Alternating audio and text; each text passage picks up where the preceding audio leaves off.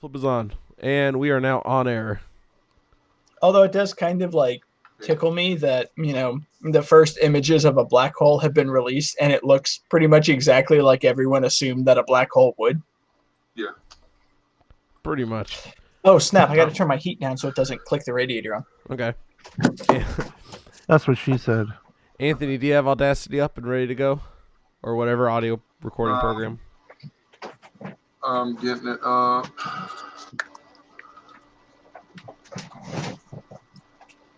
Sorry about that. Oh, no problem.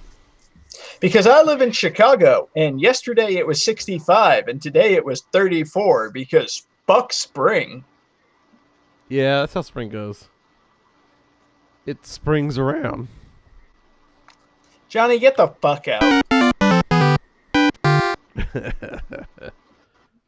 It is still, and I hesitate to say this because then you'll never do it, but it is my dream to get a Mario 2 sound effect. You haven't gotten one on you yet? I don't think so. Son of a bitch, it's happening. Because usually you just look at me and say, like, no, get out. Yeah, all right, I'll try to make sure I do it next time you see something terrible. You gotta say more terrible things, too. I feel like you don't say terrible stuff as much as the rest of us do. You're like fair. the moral compass of the group. See, at first I heard you say, like, mortal and then the hard C sound, so I thought you were going to say I was the Mortal Kombat of the group. I thought the same and thing. That too. It's like, I don't think that applies at all. David is totally the Mortal Kombat of Game That Tune. Am I, though? I feel like if I was, I'd be the Super Nintendo version, like punching sweat out of people. All right, sure. Yeah, it's still Mortal Or Kombat. The N64 Sub-Zero game. Oh, God. Oh, Mortal Kombat Mythologies. Yeah. That was going to be a whole, like, series, wasn't it? Yeah. I feel like there was a Sub-Zero one, and I feel like there was a Jax one. And then they were like, no, you know what? Fuck it. We're done. Anthony, got Audacity up and running yet? Yeah, it's on. Oh, okay, I have good. it. Dope. All right. I'm going to do a countdown from 5, 4, 3, 2, 1, go. Go ahead and hit recording on go. Honestly, it doesn't have to be that perfect. It just makes it easier for John. So okay. I'm not going to do the editing, so I don't care. I might be editing this one. We'll have to double check what's going on, but I would we'll see. imagine you might be. Yeah, I might do it. Either way, as long the 5 count just gets us in the ballpark. It just makes it so nobody's like 10 minutes off. So, all right, Anthony, you ready for the countdown? And I hit record whenever you're done, right? Yeah, it's on go. I'll say 5, 4, 3, 2, 1, go. All right, Jesse, David, you guys ready? Good to go. All right, 5, 4, 3, 2, 1, go. Welcome to Game That Tune.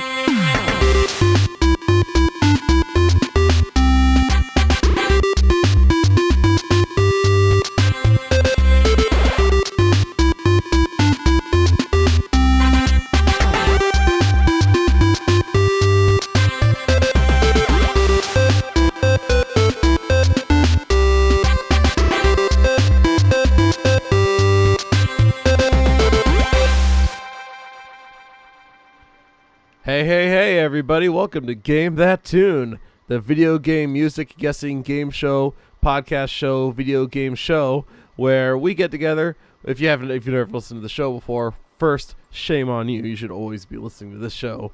What we do is every week, the four of us get together. We pick a theme. We pick a game that fits that theme. We pick music from that game that fits that theme. We play the music from the game that fits that theme. And everybody tries to guess the game that based on the music for the game that fits that theme. Tonight, unfortunately, we found out that John Harrington is apparently a Skrull, and we had to kick him the fuck out until we figure out what's going on with that. So he's out for a little bit until we figure out, is he really John? Is he a Skrull pretending to be John? We're not 100% positive. We've called Captain Marvel. Unfortunately, it takes her a while to get over here because she's, flying through the galaxy and all that. So I'm your host this week, John Regan. Joining us, we've got David Fleming. Say hey. Hey. We've got Jesse Moore. Say hey. Hey. And we've got substituting for John this week, our good friend Anthony. Anthony, say hey. Hey. So yeah, tonight I think we're gonna have a lot of fun. Last week's winner was, I believe it was Jesse. Was he the winner? That's right. All right, good. I really don't remember the show from week to week to week like John does. So Jesse won, and last week, Jesse, what was that theme that you came up with for this week's episode? Games with guns in them. Awesome. Something I forgot to do is John always explains how the previous week's winner picks the theme for the new week, so I should explain that. The previous winner picks the theme for the new week, in which case it's Jesse. I love how you say something I forgot to explain was the previous week's winner picks the theme. So the previous week's winner, like as soon as you announce that, you don't really need to explain it at that point. David, I love it when you say how I said that. I'm not even going to do Johnny that. Game won. Come on. See, I think we got a You pretty go on forever. I think we got a pretty good show lined up tonight. And I think that's it. I think we're going to get this kicked off. Although, you know what? John, as we were throwing him into that prison cell and getting him interrogated, he kept screaming, "Go listen to GTT Gems," like a lot. So I felt like I should relay that message to all you guys. I don't know if you got it from him too. But everybody, if you're not a Patreon or a patron on Patreon, whatever you call it, go to our Patreon, join it, go listen to the newest episodes of GT Gems. John put a lot of work into it. He loves it. And again, he's insisting he's not a scroll. And I think in that episode we could find out actually if he's a scroll or not. So we're getting into some alternate reality game shit here on Game That Tune. This is like deep cuts into Game That Tune lore. Yeah. Like if you want the full story, sometimes you go to the movies, you see the post-credit scene, Game That Tune, you go to patreon.com/GameThatTune so you can get the full story here. ARG shit. That's what we're doing now. That's the new way. Man. All right. So without further ado, Johnny, kick us off. Okay. Game 1.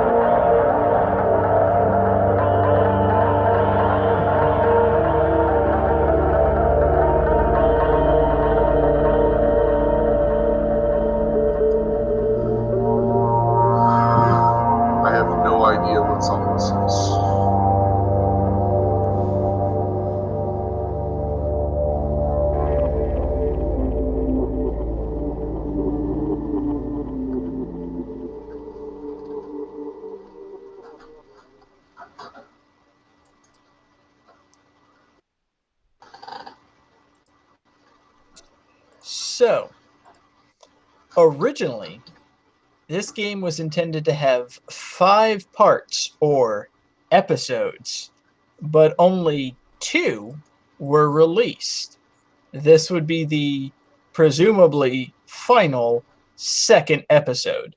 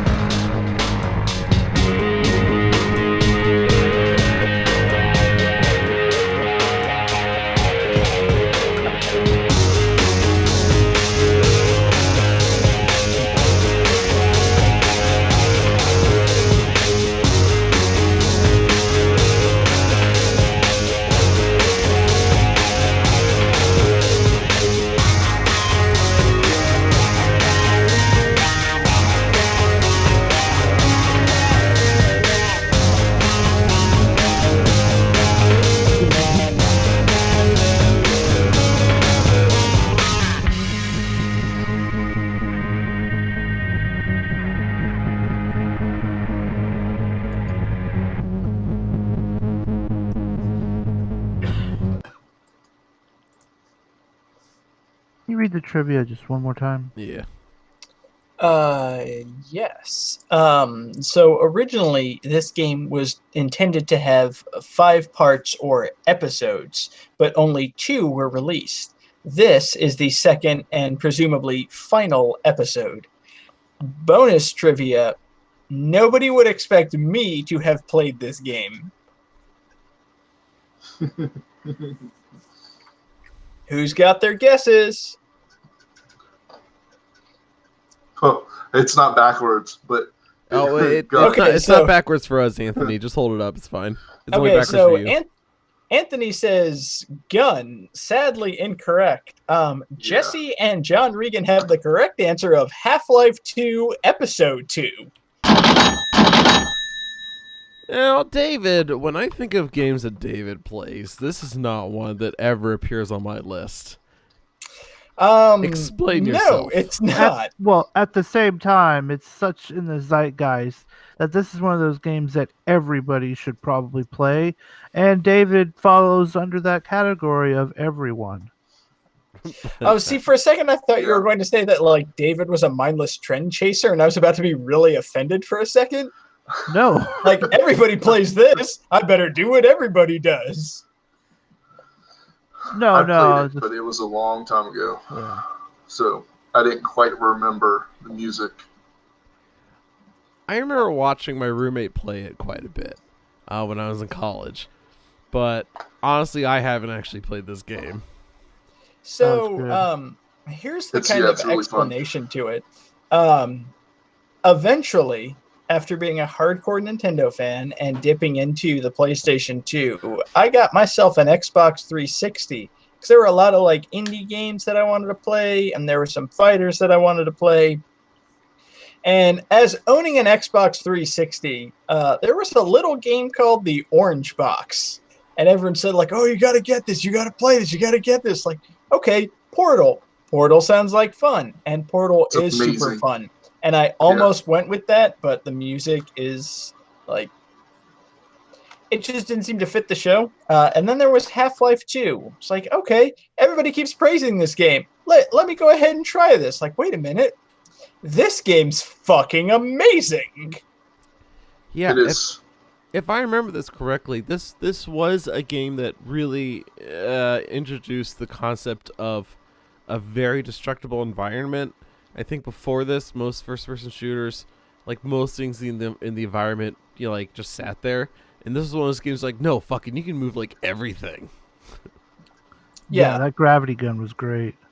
Valve spent a lot of time and energy on a physics engine, and they made you aware of it. Portal Gun's fun too. The moment I unlocked the gravity gun, it's like, this is the single greatest weapon ever. Because most people that I talked to later were like, "Oh yeah, the gravity gun, you just pick up your enemies and throw them away, like fling them through the air like ragdolls." Like, yeah, that's fun, but I'm busy over here picking up like buzzsaws, and suddenly my gun shoots buzzsaw blades. Pretty dope. So my gun you- shoots rockets. You said you played Orange Box, right? So, did you play any of the other games on Orange Box? Like, I played I believe through- Half-Life, Team Fortress is on there, right? 2. It was. I did not get Yeah. into Team Fortress 2. It was mostly Portal and the Half-Life games. Mainly Episode 2, because I tried going in like, I'm going to start from the beginning and everything. And for some reason, the first one, I couldn't get into it. And then everybody kept praising Half-Life 2 Episode 2. It's like, yeah, sure, I'll give this a shot. It's like, wait a minute. Okay, I'm playing this, mute Gordon Freeman guy. He's pretty cool. Alex Vance is here. Alex is amazing. I get the gravity gun. Like, this is pretty great. And I guess it's the formula of Half-Life, but that kind of like, here's just a little path, just like a regular area that you go through. Okay, big giant shootout and everything. Clear through bad guys. Here's a path. Navigate that to the next area. Okay, like, I guess, again, that's how Half-Life works, but I don't know. It just somehow clicked to me in Episode 2. I can see that. Now, a question I have. So you tried Team Fortress 2, right? Or were you talking about Team Fortress Classic, the first one? Or I got a little bit lost there. I'm not gonna lie. I'm like 3 years in. I did not play Team Fortress 2. Okay. Because I played Portal, I played Half-Life Episode 2, and a little bit of the first Half-Life 2. Okay, I gotcha.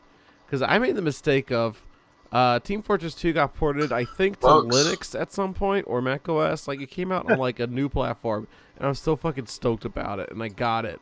And by the time I got it, it had transformed from being this like crazy shooting game to like a hat collecting game. That's my understanding of it. Like, I came in, I fired up Team Fortress 2, and I was so stoked. I went to multiplayer, and everybody had these fucking crazy hats on. Like, one guy had a 10-gallon hat that was like on fire, and I was like, I want that fucking hat. How do I get this fucking hat? And then I realized, like, this is how they get you. And they're trying to make me spend like $5,000 on a fucking hat. I'm not gonna do that, and I just quit while I was ahead. I look at Team Fortress 2 and I look at Overwatch, and it's like, these look like first-person shooters that I would actually play, because it's not just like generic army guys running around shooting fun. people, but like, I like them both. Every character has their own personality and abilities. It's like, I feel like this is something that I should be into. I just haven't quite gotten into it yet. Well, all right. One of my favorite parts of Half-Life 2 was eventually you get this ability where you can control those like monster things. Like, you have to like throw the it's like a I guess it's like a piece of meat or something somewhere, and then they all go over there, and you can throw them at enemies, and then they just run over and swarm and fuck them up. And um, another cool thing was like not all the areas were just go kill, go kill. There's a lot of puzzle solving, especially with the gravity gun. Moving platforms around so you don't like step in the sand and whatnot.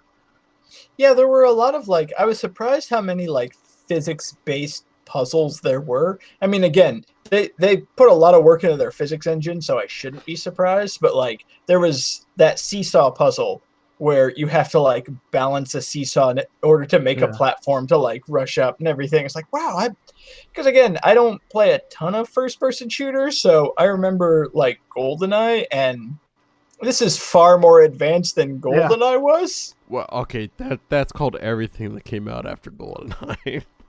Yeah, I know, but let's pretend for a second that I didn't play shit after GoldenEye. Now, were there any puzzles that you could solve with a gun? Like, was there any problems where the solution was guns? The gravity gun. Most of them. Awesome. I like this game. If it couldn't be solved by a gun, it could be solved by a crowbar. Okay. All right. So, I can live by that. Official Game That Tune seal of approval. All problems can be solved with crowbars or guns. David Fleming, pull quote. Sorry, I forgot the term for that. I like how you started to say box quote, and there's like, no, you know what? Fuck it, pull quote. Whatever it's called, I don't know. Anyways, David. I also like that when you're in host mode, you have a pen in your hand constantly. It really helps. I'm not gonna lie. I don't know why it helps, but it really helps. He also has a coffee mug filled with either coffee or just water, but he has a coffee mug there. Suddenly, I don't feel like I'm on Game That Tune. I feel like I'm on The Late Show with John Regan. Oh, okay. I'll take it. That's cool. Let me take this opportunity to plug my new film coming out. Yeah, so David, tell us about the projects that you're working on right now. This is a great opportunity to plug MissRocket.com. Oh my God, yeah, do it. Yeah. Game 2. No, for real, plug your fucking comic. Does she fight anybody with guns? Actually, now that I think about it, I don't know that she's ever fought anybody with guns. For anybody listening who doesn't understand, I do create a superhero webcomic that updates every Monday and Thursday. And yeah, honestly, I can't think of a time that she's fought somebody with guns. David, tell us the name of your webcomic and the website we can look at it at. I'm sorry, I'm sitting here stuck on has she fought somebody with guns? Yes, you should. Well, stay tuned for her next villain. You got Gun Lady. Her next villain, a gun. Nice. Yeah, literally just a gun. Yeah. Since John is insisting, the comic is The Adventures of Miss Rocket. You can find it at missrocket.com. Again, it updates every Monday and Thursday. And she fights many villains, none of whom seem to have guns. Okay, something to think about in future episodes of Miss Rocket. I enjoy plugging Miss Rocket, I'm not going to lie, mostly because I helped set up the tech for all that shit. You run the website. That's really what it's getting to. You're like, let's stroke Johnny's ego. Although I'm now realizing, like, shit, I have security updates I haven't done in a little bit. I should get on that. So please don't hack it. Please don't hack it. And also, Half-Life 2 Episode 2, fun game. Fun game. Good amount of guns. Guns are the solution to problems. Sometimes guns are the cause of problems. I'm not sure. But let's go ahead and move this on to Game 2, Johnny. Okay. Game 2.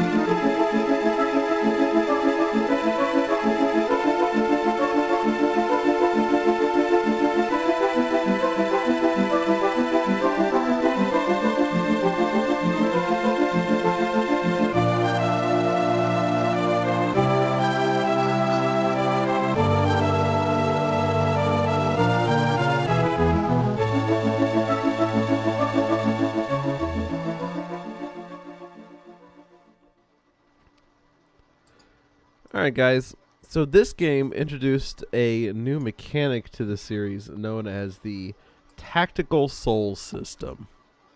God damn it, John.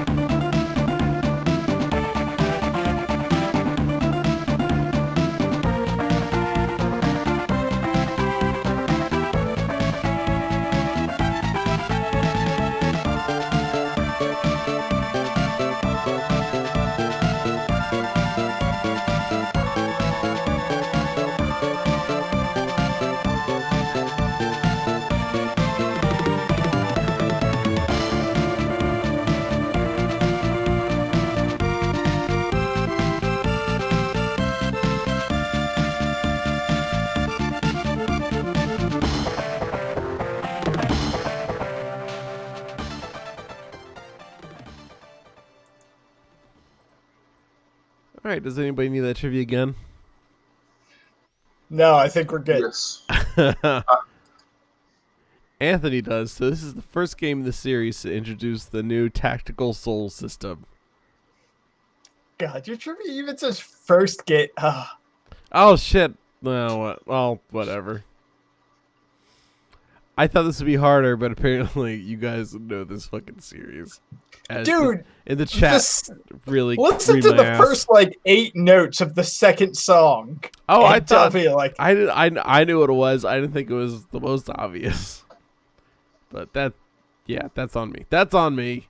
Worst host ever. All right, Anthony, you got to get your thing on the screen like soon. Let's see here. We've got. All right. So Anthony says Castlevania: Dawn of Sorrow, which sadly is incorrect. David and Jesse both say Castlevania: Aria of Sorrow, which is correct. Anthony, you're in the right series, just not the right game. But pretty close, pretty good. you know what? Anthony is a guest on our show tonight. He is filling in, and he does say Dawn of Sorrow, which is the direct sequel. You know what? Give him a point. Give us a hat trick. Okay, hat trick. Nice. Point for Anthony. I mean, both games star Soma Cruz. Both are like Metroidvania, Castlevania games on Nintendo handhelds. Like, if I remember, Aria of Sorrow was the last Castlevania on the GBA. Dawn of Sorrow was the first on the DS. Like, Yep. it's a direct sequel. It fucking counts. It's the same game. I mean, I wouldn't just say it's the same game. If I remember, Dawn of Sorrow featured like ice blocks you had to break with the touch screen because it Oh. was on the DS, so you had to use the touch So screen. of course there's a fucking gimmick. Mhm. But otherwise, like, yeah, it's the same basic fucking game. So yeah, this was a fan request from Silver Nova on our Discord. By the way, if you want to join our Discord, go to GameThatTune.com. We've got a little row of icons for all our social shit on the top, and there's the Discord icon. Or over to the right, if you're on a computer, there's also just a link that says like Discord. Click that, get on our Discord, you'll have a good time. It's a lot of fun. So yeah, this is Castlevania Aria of Sorrow for the Game Boy Advance. I played this on the Wii U. Oh, nice. I really enjoyed the story to this game. I really liked how this game is about you're a foreign exchange student, Soma Cruz. You go to Japan. You go to watch a solar eclipse, and you get sucked into the eclipse, which I thought was really interesting. And that's apparently where Dracula's castle is in the eclipse. And then in the intro to the game, some like undead creatures come to attack, like she's not your girl, not your friend, but she's your girl who's a friend. So like some kind of zombie looking or skeleton thing or whatever comes to attack her. You defeat him, you get his powers out of nowhere. And this guy's like, oh, you have the power to absorb enemies' powers now. You're like, what? Why? He's like, well, just because you do. Like, it was a pretty good story. Just like, nah, 'cause this is how it works. You're like, oh, okay. It's Thursday, you know. Whatever. Yeah, that's just how. Have you never been in an eclipse before? This is what happens. Duh. So I enjoy this because like an eclipse lasts, like what? I think the totality of the eclipse is maybe like 2 minutes, and the overall process is maybe like 30 minutes. So this whole game is taking place like pretty quick, and then Oh man. But I was also amazed by how as you defeat enemies, it's like every fucking enemy gives you powers. I thought this was gonna be a Mega Man scenario where you beat a boss and you get his powers. Like, no, you beat a bat, you get the bat's powers. Like, that's kind of awesome. Soma Cruz is like, he's not my favorite Castlevania protagonist, but he's like top 3 easily, just because pretty he cool. gets powers from everything. Yeah, like crazy weird like water goblin or whatever they're called. Like you get powers. You know, like there was zombie soldiers. You get powers. Also, this game, I don't know how many other Castlevania games take place in the future, but this one takes place in the year 2035. And I thought that was kind of interesting too, because I feel like, I mean, I'm not that familiar with the series, but don't most games take place like in the past? Usually, yeah. Yeah, it's like a huge timeline, like depending on where you are. Because I know Simon is in like the 14 or 1500s. At some point, God, I forget which game it is, but you do fight as like a barbarian Belmont in like the year 1100, who's like the first Belmont to fight Dracula. Which is why that's why Portrait of Ruin is one of my favorite games, because it takes place in like 1944, so it's like World War II era. Like as the World War is going on in the background, you have to fuck up Dracula. Is that the kind of sequel to Bloodlines? I'll have to get back to you on that. I'm not sure. I mean, I know in like the real world, it was the sequel to Dawn of Sorrow, which was this game's sequel. It was the second game on the DS. I know there was one set in 1999, but yeah, I think like Aria of Sorrow, either Aria of Sorrow or Dawn of Sorrow, they really like blend together, are like the last canonical games within the Castlevania series, because they take place in like the pseudo present and the pseudo distant future of, I guess, like 2035. Yeah, it's 2035, and they actually talk about 1999 being when Dracula was like ultimately defeated or ultimately destroyed, something like that, and they're trying to find his latest reincarnation. And yeah, I thought this game was interesting because how many other Castlevania games have guns? That was my first question. when Silver Nova requested this, it's like, oh, sorry, excuse me. I was like, "There's a Castlevania game with a gun. Tell me more. What is this?" Yeah, I mean, I feel like that's what Sorry, threw me Jen. off So go because ahead. the music was playing. I'm like, Castlevania doesn't have guns. What kind of? And I was like, wait, I've already used Contra Hardcore. It's not that weird thing. What the? And then I was like, oh right, it's in the future. Of course Yeah, it's the a gun. second I was reading about how like this game takes place inside an eclipse, my first thought was like, oh shit, who's the guy who did Metal Gear? Hideo Kojima. Hideo Kojima. Did he do this Castlevania game? Like, what the fuck? What do you mean you're in an eclipse? Like, how do you even get inside of an eclipse? What the fuck is this? This is clearly Magic? the Kojima In an eclipse. Castlevania game. How about this Metroidvania style game? I like a lot of them, but these ones are good too. Yeah, I was Sometimes. enjoying how it's like everybody gives you powers. Like fucking like I'm like, okay, here's a bat, boom, boom, boom. Oh, I got bat powers now. Oh my god, okay. Like I guess that's how this game rolls. Everybody has powers. It's like Pokemon, but you have to kill things. Yeah, like a darker Pokemon. It's like the I Dark mean- Souls of Pokemon. I mean, oh god. I mean, it's exactly like Pokemon if Pokemon would stop being a pussy. Like, oh, this Oh. Weedle has Whoa, fainted. whoa. Bullshit. I killed that Weedle. Yes. It's like I used Hyper Beam against Caterpie. It fainted. No, it didn't. That fucker is dead. Yeah, good for you. Disintegrated. Good for you for fucking up a Caterpie. I hope you're real proud of yourself, sir. Oh, excuse me. Am I the only person who plays Pokemon games, gets their Pokemon to like level 89, and then goes back to the first region where you fight like level 2 Pokemon and just fuck them up for my own sense of like pride? so. Yeah, why would you do that? I feel like you might have some problems that you need to get I assessed think we have somewhere. made a horrible mistake on who the scroll is. I think we gotta Oh go shit! get John out, put David back in.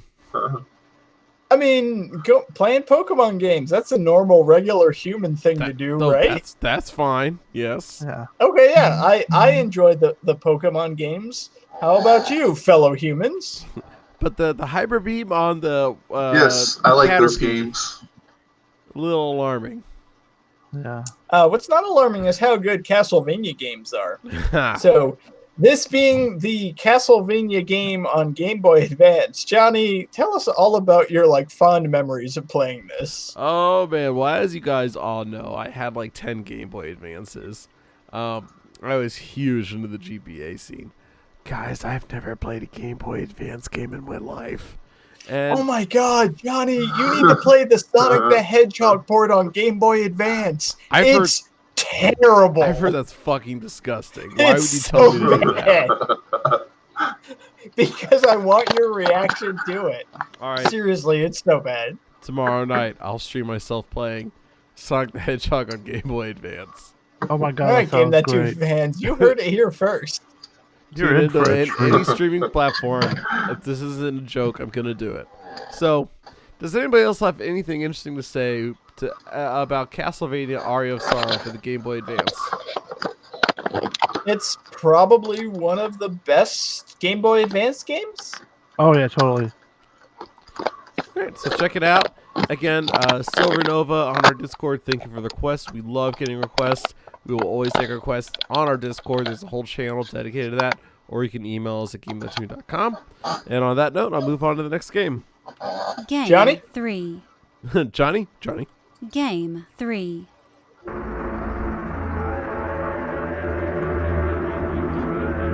I'm sorry, guys. I'm really drunk, and I just started David's game.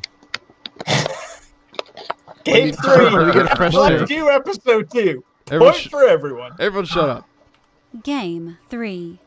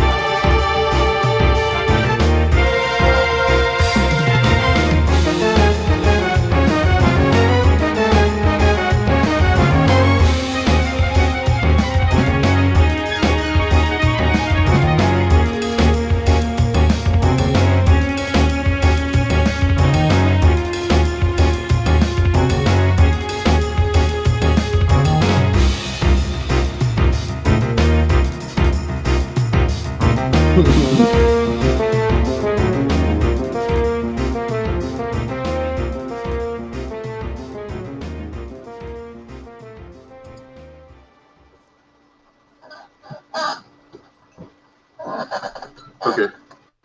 So, you ready for a hint? Yes. Please. Okay. So, in a version of this game, you have a big one and a really tiny one.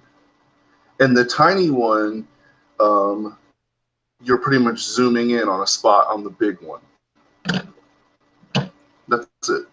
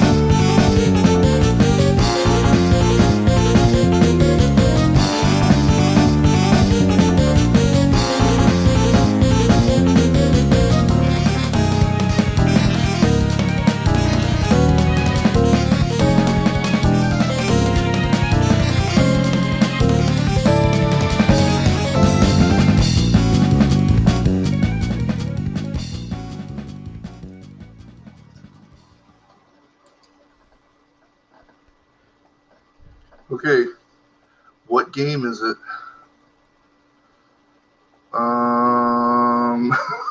Nope, Jesse got it. Silent Scope. That's the correct answer. What did David write, and what did I do? David wrote Virtual Cop 3, and Johnny drew penises. Two penises, a big penis looking at the little penis to tie into the trivia. Oh, I see. Zooming in, if you will, on the little penis. So, I've never played the console version of this game. I've only actually played this game on the arcade. Why would But you there play is the a console version. There is. I'm not sure if there's actually like a like an attachment for the Xbox, which has like the trilogy of Silent Scope games, because there's 3 of them. Does the Xbox have its own like Super Scope? I don't know. I didn't have an original Xbox, so I have no idea. Never played it on that. Well, tell us your experience of play. So, which one of the series did you play in the arcade? 1, 2, or 3? Actually, before you answer that question, first and second one. Okay. let me interrupt with another question. What is Silent Scope? Oh, you've never played Silent Scope, David? I've never heard of this series before. Oh, this game is sweet. Yeah, it's kind of cool. Yeah. Anthony, tell David about Silent Scope.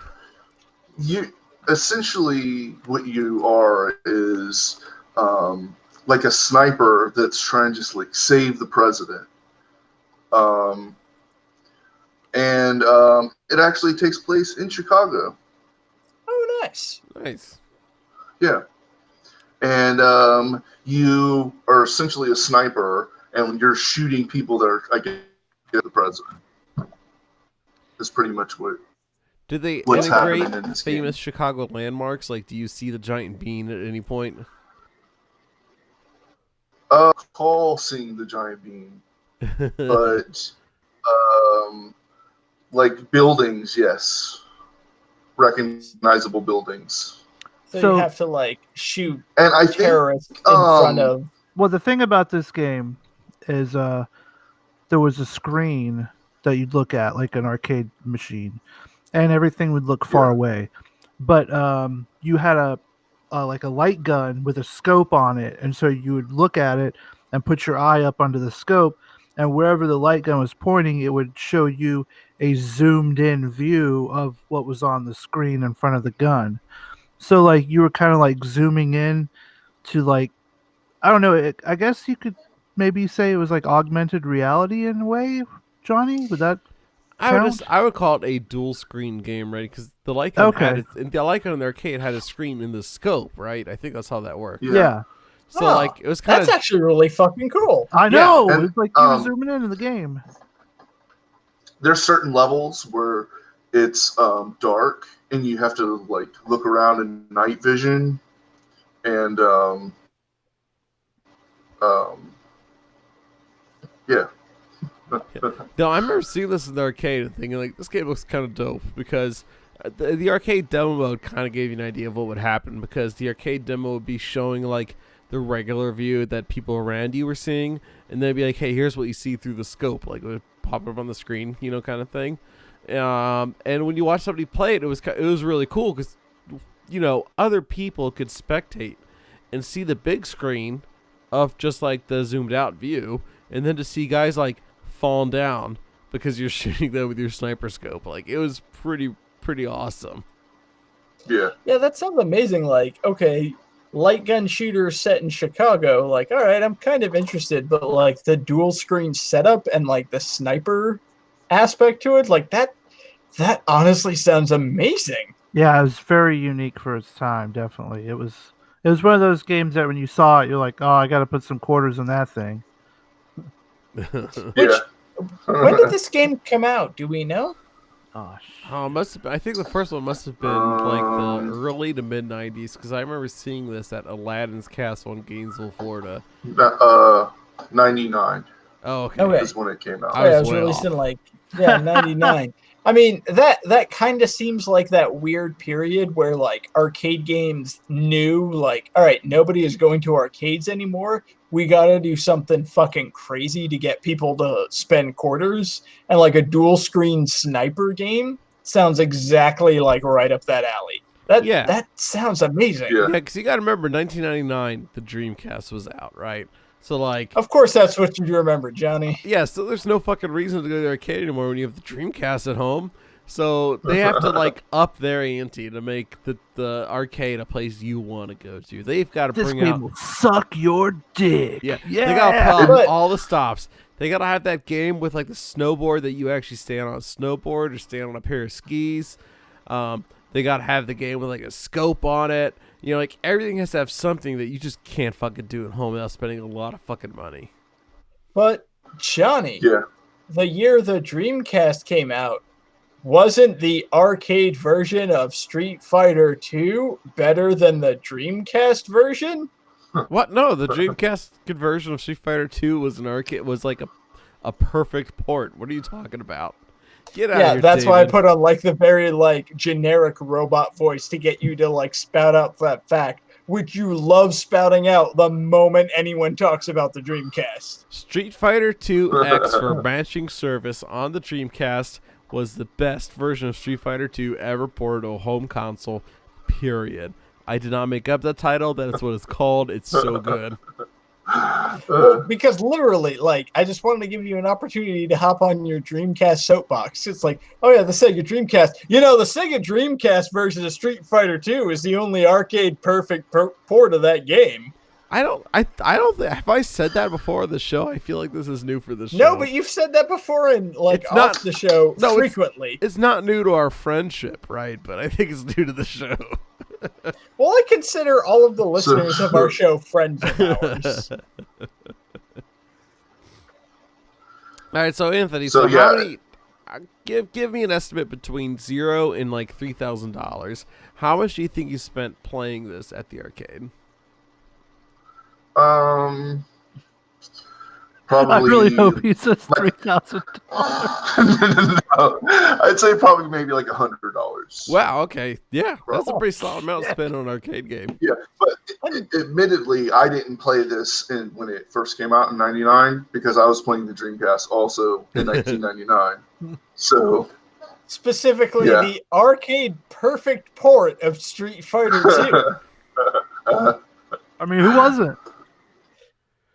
among other great Dreamcast games. Oh God, this show's way too weird without John here to shit on my Dreamcast. You guys are all like praising the Dreamcast. That's not Look, right. I know, I love it. No, I love Seriously, the I- Dreamcast. I want to This is find an wrong. arcade that has a version of this game because I mean a sniper game set in Chicago. I'm obviously assuming that you're shooting terrorists in front of the bean, on top of the Hancock Tower, between the legs of Sue the T-Rex. Like, please tell me these are levels. I do know there's one during a football stadium, and there's a football game Yeah, going yeah, on. and it looks like Soldier Field, right? Yeah. Okay, that's pretty Yeah. damn great. I'm not gonna lie. Yeah, God, can you imagine Yeah, a sniper game in Chicago where you're at like Wrigley Field shooting out players during a game or something like that? Oh my Really, god! what we need is basically all that we need to do is we need to get Silent Scope 4 and set it in like Ferris Bueller's Day Off. What? Whoa! Fuck you, Matthew Broderick. Yeah, Ferris Bueller's Day Off takes place in Chicago. Y'all know it, that, it right? does. But who Okay. would you be Very taking? specific. But like, are you trying to take out Cameron? Like, what's the goal of this game? No, you're just sitting there like in the red Ferrari driving around Chicago shooting terrorists. That sounds like an act of terrorism in and of itself. Like, yeah. I mean, as long as you're shooting terrorists, then it's counterterrorism, and that's like a storied video That's game fine. thing. that's Yeah. fine. That's what guns are all about. That's why we have guns. That's why we have the Second Amendment. So that any I mean, given basically, moment, we're talking about like America the game, just set in Yeah. Chicago and Ferris Bueller's Day Off. exactly. Official petition to make My Man the America sound of It- the show. It basically is. So I mean, Aquaman is American, right?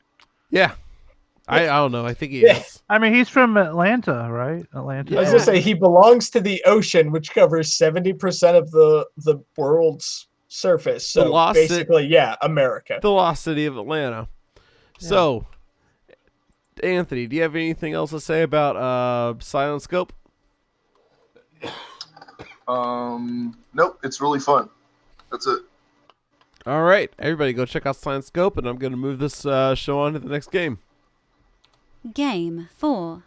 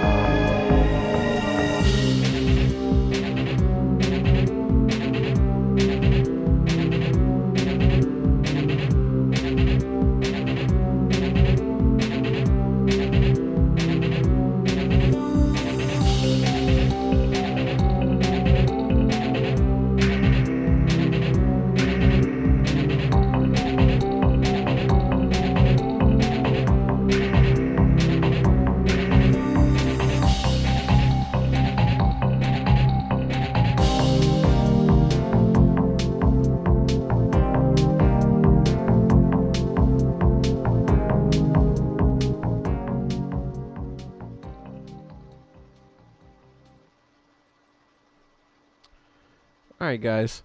So one of the available heads in the multiplayer character creator is actually that of Nintendo legend Shigeru Miyamoto.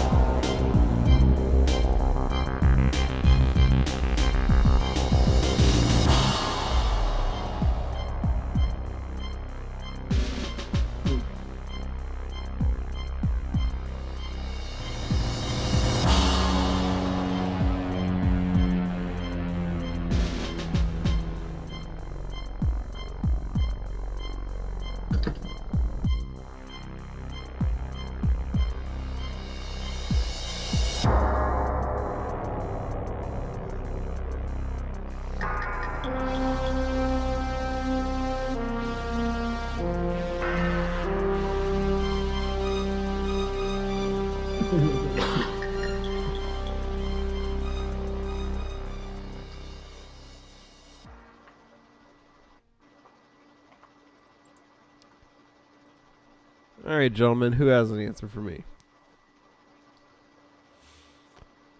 Oh, I'm feeling pretty good about this. Oh, no. Anthony says Jet Force Gemini, which unfortunately we've used on the show before.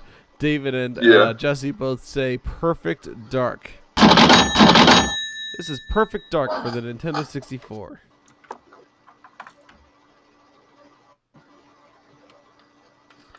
So yeah, I played this game a lot. Yeah, guys, tell me about this game while I go and update the scores. And also, I forgot to update the scores on the last game, so if you guys could remind me who got the last game right.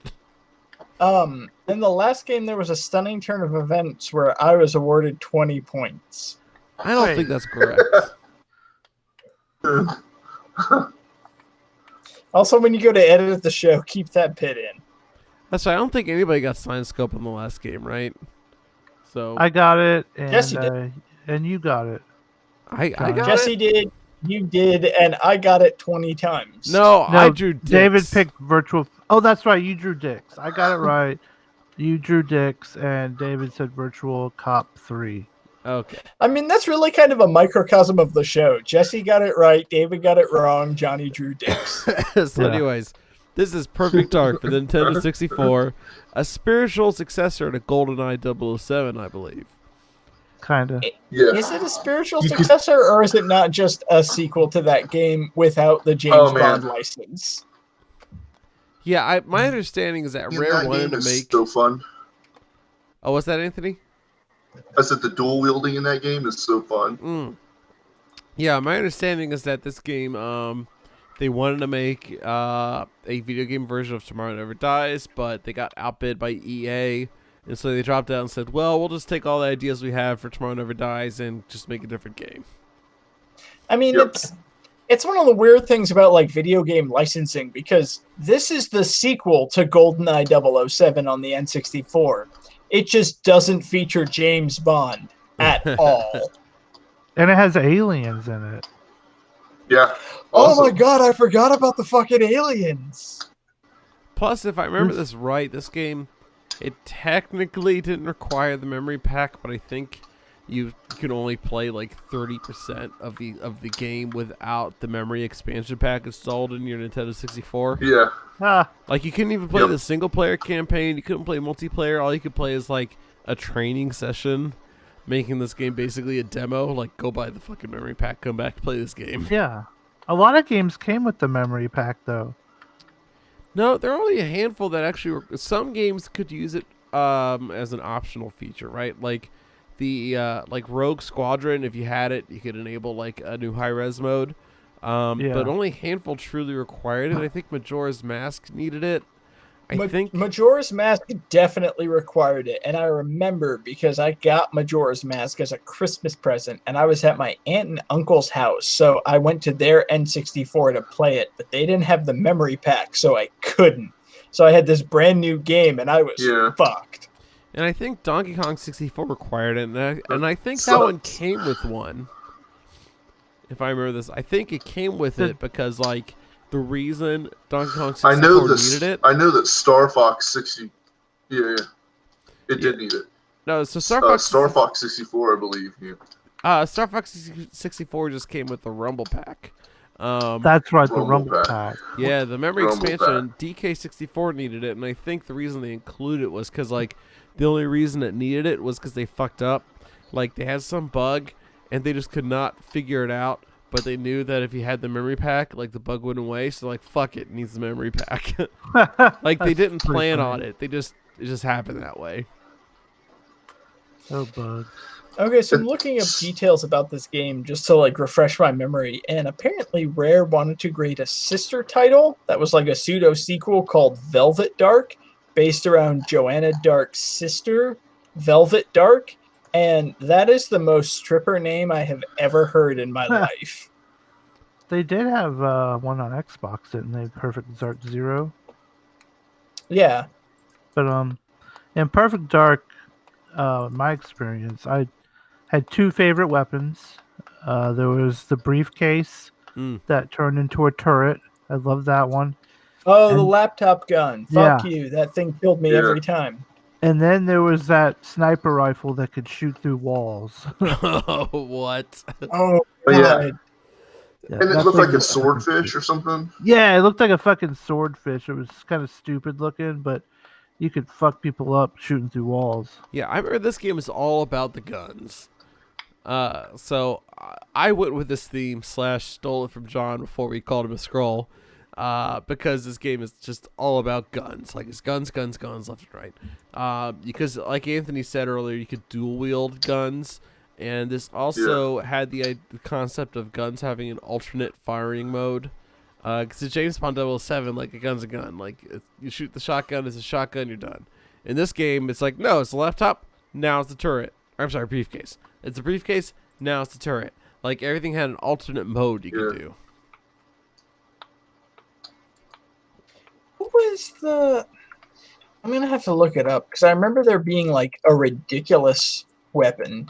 Because in GoldenEye, you could... If you, like, did a code, or if you push the buttons right, instead of, like, hitting somebody with the butt of a sniper rifle, you would whack them with a paintbrush.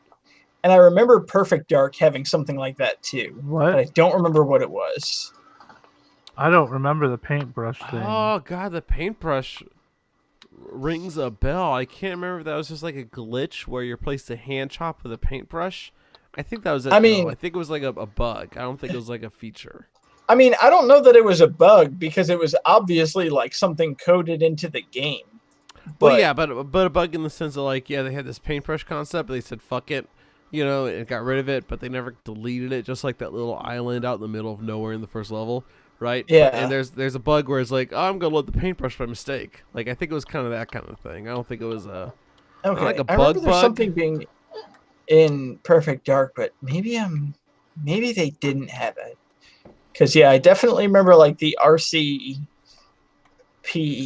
It wasn't the RCP 90 because that's what was in GoldenEye, but there was another RCP weapon in Perfect Dark. Definitely remember the laptop gun and Time. Oops, that's my bad. I actually tapped the keyboard with my beer. I definitely remember the Farsight, which was the sniper rifle that would shoot through walls, which again, I hated in multiplayer. Yeah. I mean, No, what? that's a dick move. Like, why does that gun even exist? It's why- alien technology, I believe. Guns should It not is. shoot. I mean, they It can is. shoot through walls, I guess, if it's just like drywall.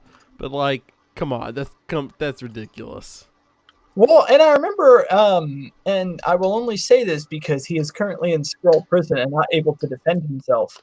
I remember playing this game with John Harrington, because we were playing GoldenEye. It's like GoldenEye is the greatest first-person shooter ever. He's like, really? Let's play Perfect Dark. It's kind of like the sequel. Everything's like, oh, this is going to be so much better. And the first thing he did was pick up the Farsight, and he just shot me like through walls. Like, where the fuck did that go? Fuck it, let's play Mario Kart. This game sucks. I'm going home. Yeah, except like he lived on Anastasia Island, so it took me like 2 hours to walk home. So did the Farsight actually let you see through the wall when you shoot, or was it just you had to like Yeah, hope it for was- the best? It was it distorted your vision a little bit. It kind of looked like the Predator's An vision. X-ray is what it reminded me of. Oh Yeah. wow. But like everything gets dark and like wireframed, and like you can see the other person, they're like highlighted, all the other people. But yeah,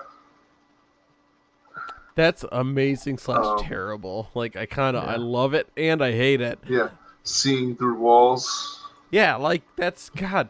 Like I don't know. I'd be okay with a gun that lets you see through the wall, but you still have to like get around, like not shoot through the wall, right? Like maybe you can see through it, see where the other guy is. That's fine, but you still have to get to him.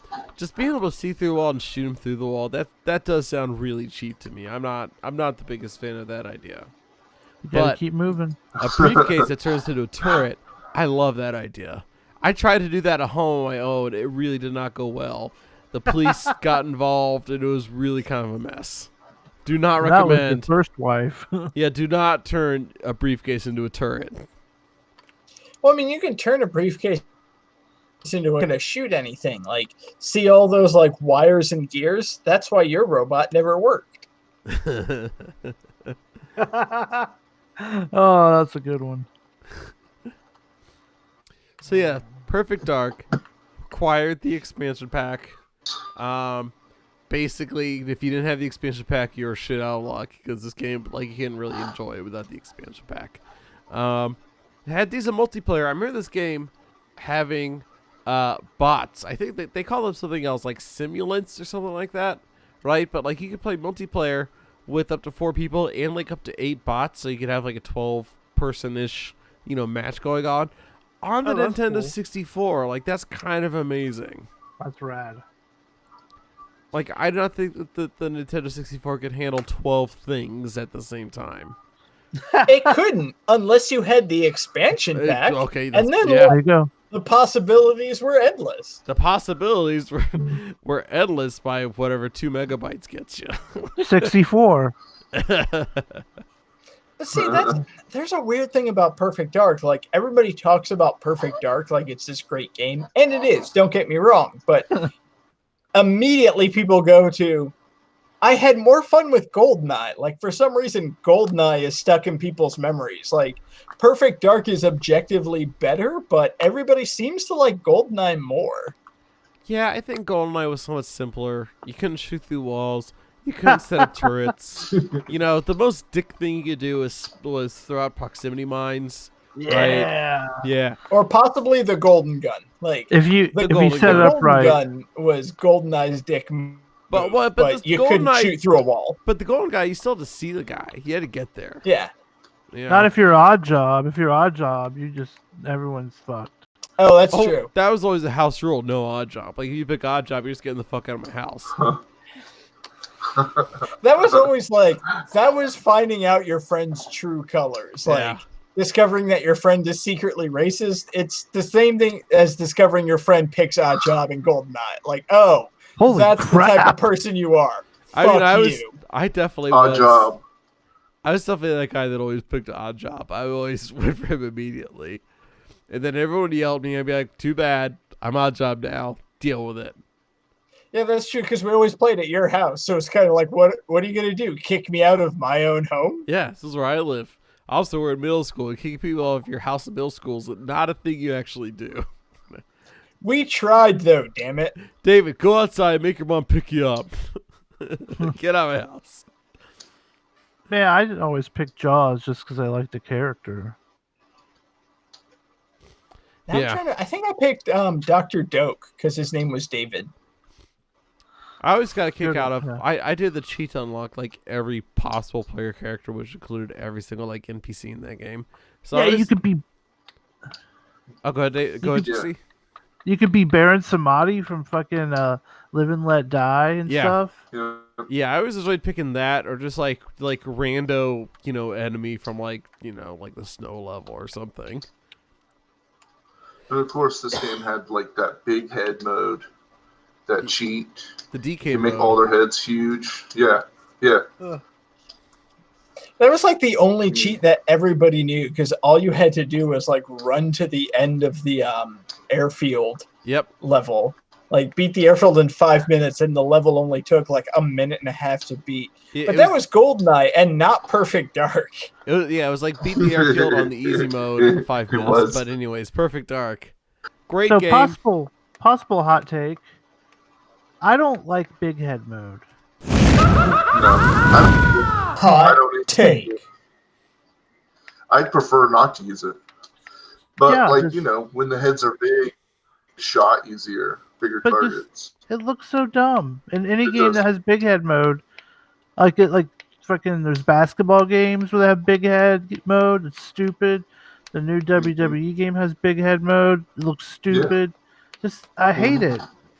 What do you guys think about big head mode? Jesse, let me ask you a quick question. Now that you've expressed your opinions on Big Head mode, how do you feel about Funko Pop figures? Those I don't mind as much. I think those are kind of cool, like because you have a whole bunch of different IPs that fit in a universe together, and I mean, I think they're pretty cool as far as I don't collect them myself, but I always stop and look at them in stores to see which ones they have. Okay, just curious. For no reason in particular. All right, so next week, David buys Jesse like 10 Popco Funk figures. Awesome. So I'm Try gonna to find move that on. Kenny Omega. I'm gonna move on to the final game. Game 5.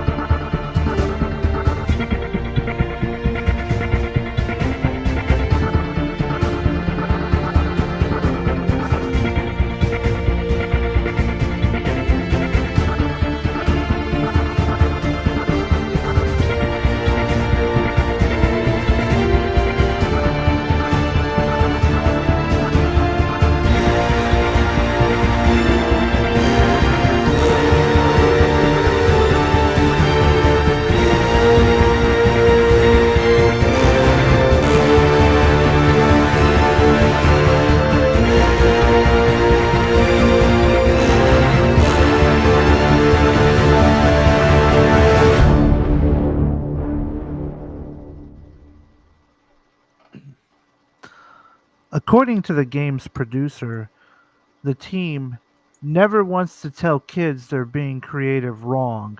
Therefore, the team allowed players to combine all parts freely, including having wings of the spacecraft placed upside down and easing backwards.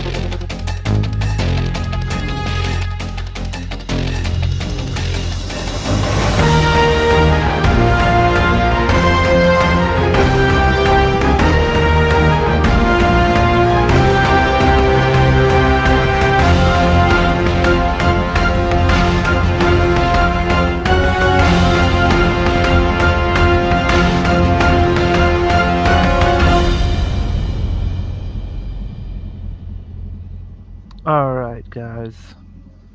I would really like to see some answers. Hopefully, correct ones. Let's see, we got Johnny with Superman? That's incorrect. Anthony draws a pretty decent penis. I can't tell if it's peeing or ejaculating. And David has the correct answer with Starlink. So this is Starlink, or as I like to call it, that game with Star Fox in it. Yeah, it what looks amazing. system was this I for? haven't actually played it. It's for all the systems. However, I believe the Switch version is superior because it has Star Fox and friends in it, and several Star Fox themed missions. And there's supposed to be a pretty big update later this month that's going to add even more Star Fox content. Nice. Yeah, is Starwolf coming or is he in the game now? He's I don't know. He's already in the game. From what I've played so far, you're actually looking for him. So okay. Because I know that was a big thing where they teased, like, Starlink with, you can buy the R-Wing and Star Fox, and then they had that cutscene of Starwolf. It's like, wait, so is Starwolf in the game? Is he, like, an additional feature in the game? Can you play as him? Can you fight him? Like, I'm pretty sure I'll be able to fight him eventually. Okay.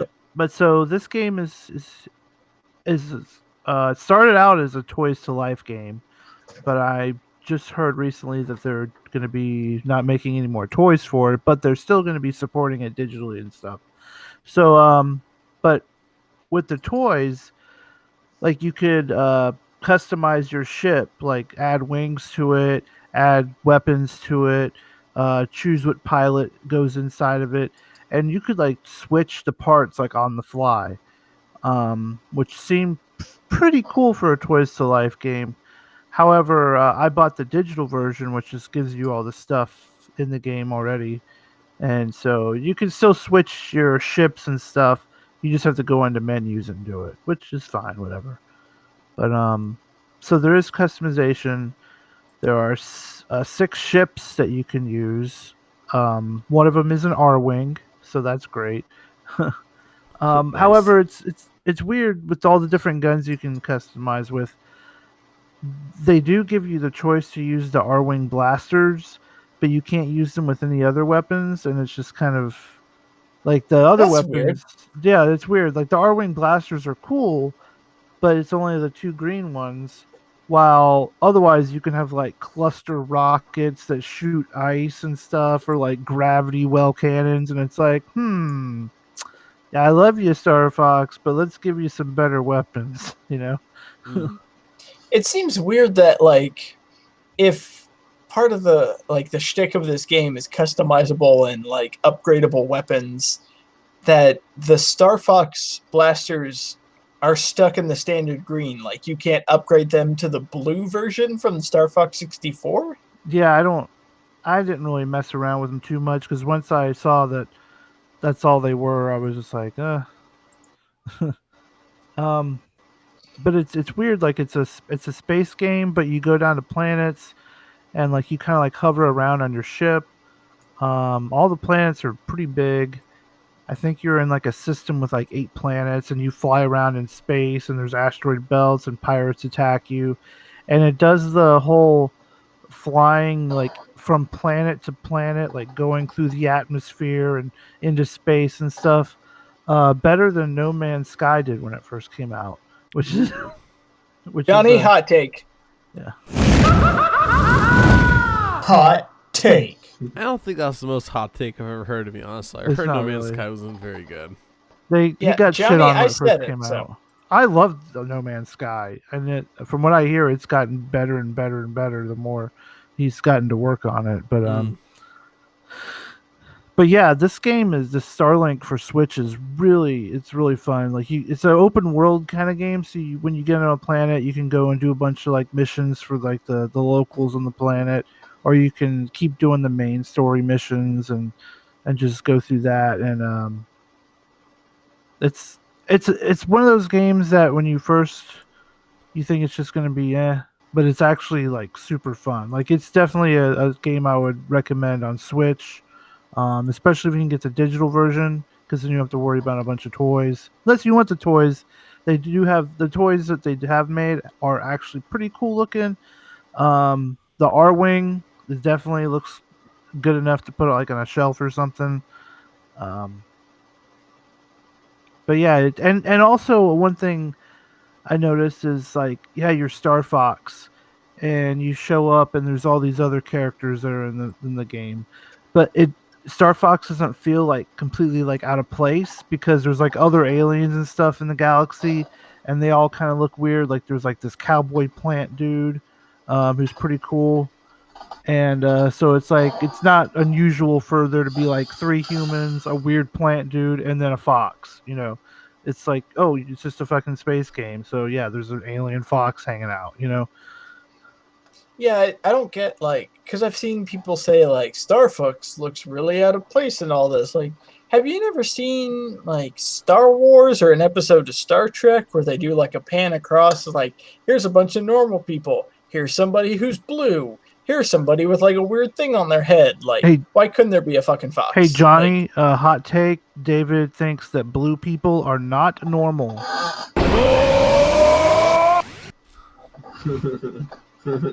I'm not playing the hot tech sound. We've done that twice already.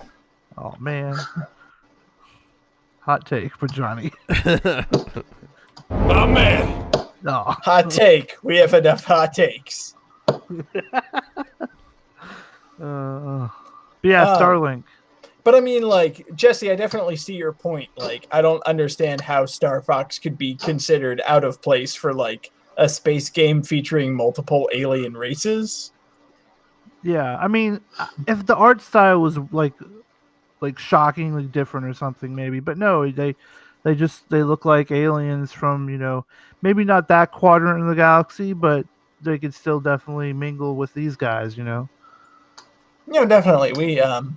We need to have more mingling with different Definitely. alien species, and like everyone should band together, despite your race, creed, color, background, whatnot. We should all come together.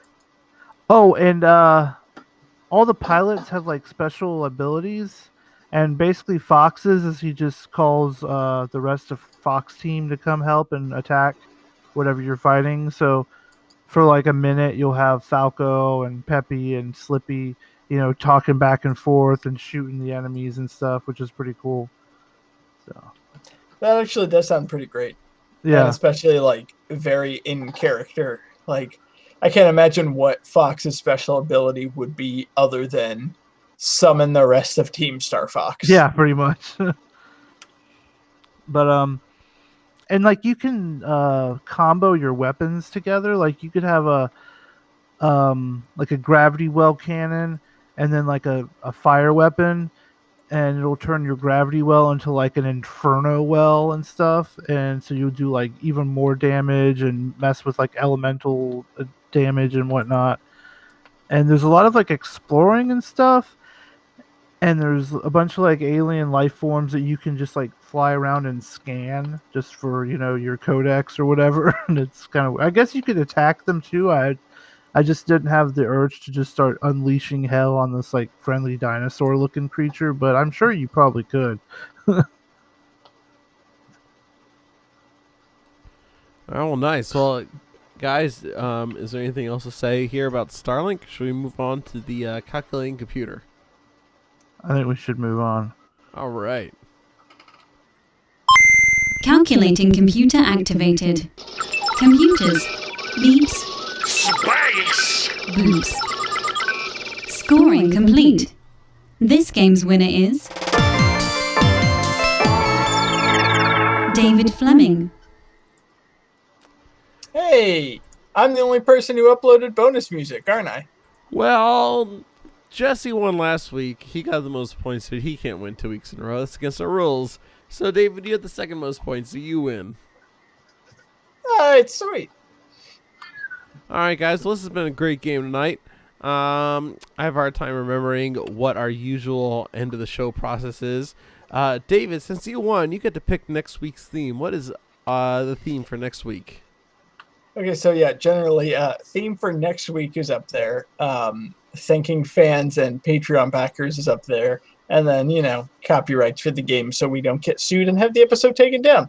So, my game, as well as Jesse's game, and Johnny, your game as well, we had a lot of games featuring, like, aliens coming out. And that got me, rather than looking around at us, but looking to the stars. So I'm thinking our theme should be games that take place not on Earth.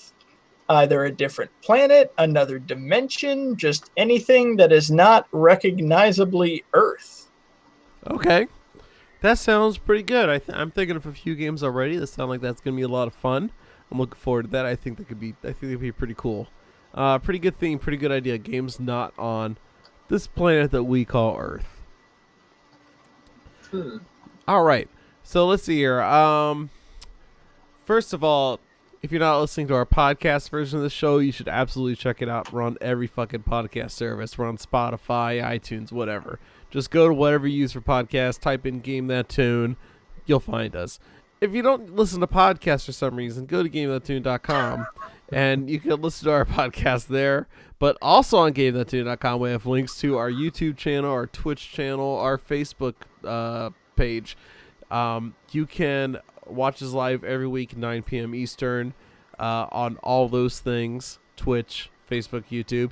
We also have a link to our Discord server, which is pretty fun. You can chat along with us during the show there. There's a link on our website. Let's see, what else is there? We have a Patreon. You should check out patreon.com/GameThatTune. If you give us money, you get access to interesting things like John's latest GTT gems that he just put out. I haven't listened to it yet, but Jesse, I think, has listened to it, and he told me it was very, very, very good. It's a great mixtape. It covers games from 30 years ago, 20 years ago, and 10 years ago, and a little bit of games from today, just a little bit. And also over on YouTube.com, we have a 24/7 streaming video game music channel, which I put a good amount of work into at the beginning. Although I'll admit, lately, John, David, and Jesse have really taken the helm of uploading new music and putting in new gifts and things like that, and they've really upped this shit to the next level. So check that out. I would like to give a special special shout out to our Patreon superfan tier producers, Alex Messenger, Lance Revere, Damian Beckles, Bradford Stevens. You guys are fucking kick-ass. You're the best. So I think that's our usual end of show wrap-up. So David, since you won, you get a bonus. Twitter handles. Oh, Twitter handles. I am so sorry. So you can find me on Twitter at JPReganJR. You can find Jesse on Twitter at Sega_legend. Anthony, are you on Twitter? Can people find you on Twitter? Yeah, I'm on Twitter. Deus8, DEY. DEYIS8. And then it's winner, David Fleming. You are on Twitter at DFD Fleming. All right, David. So I think I've flubbed my way kind of half-assedly through the hosting duties at the end of the show. God, I am so not used to this. Like, I hope John's not a scroll, because we need John to come back and handle this shit, because I am very fucking not good at it. David. John, you did a magnificent job of half-assing your way through this ending. Did I? David, what is your bonus tunes this week? So keeping with that outer space, not Earth theme, this is the Galaga medley from Super Smash Bros. Ultimate. Ooh, interesting. Oh, I'm going to enjoy this. All right. John usually says peace out, everybody, but I feel like I should have my own closer. What should I do for my closer, guys? Any suggestions? Could you say some kind of like Linux code or something? Or just like say, I'm sorry for half-assing my way through this. Exec VE into a new process, everybody. Peace out, y'all.